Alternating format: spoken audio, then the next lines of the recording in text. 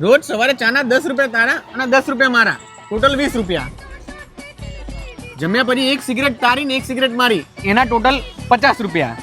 સાંજે 6 વાગે નાસ્તો કરવા માટે તારો ફોન આવે એટલે એક કિસ પપ તારો અને એક કિસ પપ મારો, એના થઈ ગયા ટોટલ 150 રૂપિયા. રાતે જમ્યા પછી એક સોડા તારી અને એક સોડા મારી, એના ટોટલ 40 રૂપિયા. આપણો રોજનો ખર્ચો 260 ગુણ્યા 365.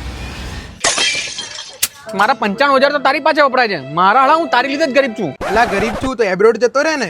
અલા જવું તો છે પણ મારી જોડે પ્રોપર ગાઈડન્સ નથી.